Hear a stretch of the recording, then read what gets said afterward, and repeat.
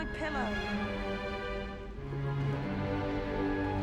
In today's lesson, we will cover a truly thrilling event. The Goblin Rebellion of 1752 and all its triumphant tragedy. But more specifically, we will address the devastating effect it had on the wizard milling industry. Throughout the many goblin battles, countless wizard cloaks were lost. Actually, we do know the number. 632. But history occurs outside the classroom. And look, it's time for my constitutional. One can practically osmose the history flowing through Hogwarts. I think the professor wants us to follow him. And now for a stroll to the bell tower entrance hall. Along with the rest of the castle, it was completed in the late early Middle Ages. The hall and the bell towers that loom above it contain myriad interesting artifacts.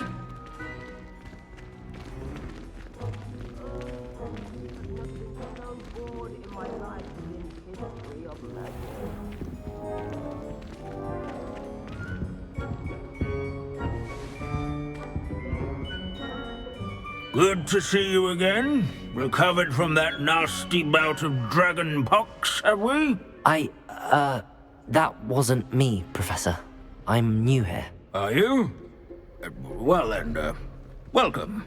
No doubt you're eagerly anticipating my analysis of various wizarding councils, codes, statutes, and of course, goblin rebellions.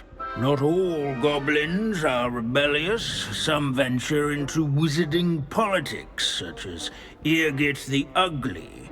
Some are talented artisans, such as Bragbor the Boastful.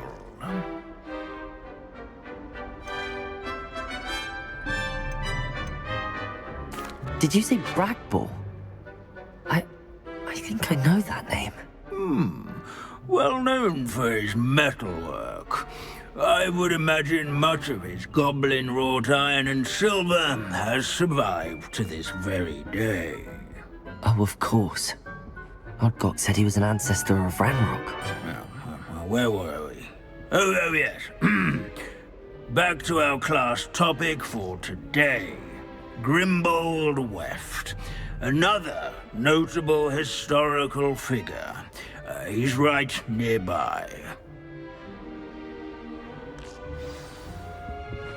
Curious students can find him on display here in the bell tower entrance hall.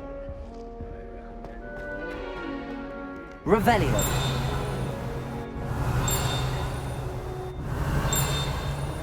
Grimbold Weft was... This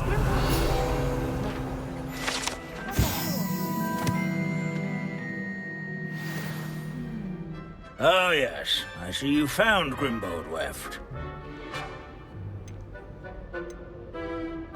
Yes, I rather enjoyed seeking him out. The thrill of the scholarly pursuit. I know the feeling quite well. Now, let's turn our attention to the agreeability and general good nature of Sir Aphbuttle. He's also nearby. See what you can learn from him for your next assignment. Revelio. Standing in eternal but symbolic watch over the bell tower is a retinue of loyal knights, or rather, statues of knights, I should clarify. Keen-eyed students will spot the statue of Sir Aphbuttle of the cheerful countenance nestled among the ranks. Fame was not won by vanquishing foes in single combat. At least we're out of the classroom. Bloodthirsty dragons, but rather in training yards and scullery, where his warm and approachable demeanor was celebrated by old friends. I encourage everyone to make the waving statue's acquaintance. Professor Binns, I found the statue of Sir Aphbuttle. Ah, well done. Alas, Sir Afpuddle's affability was his undoing. Died instantly trying to befriend a basilisk. Eye contact is not always to be encouraged. So beloved was he that even some goblins mourned his passing. Of course, that did not bode well with the rest of the goblins, most of whom could not abide mourning the loss of a wizard. Pity goblins and wizards can't get along. True, but imagine how dull my lectures would be without goblin rebellions to discuss. History does tend to repeat. It is a series of patterns, a thought both comforting and disconcerting. The wise student, such as yourself, will learn from it.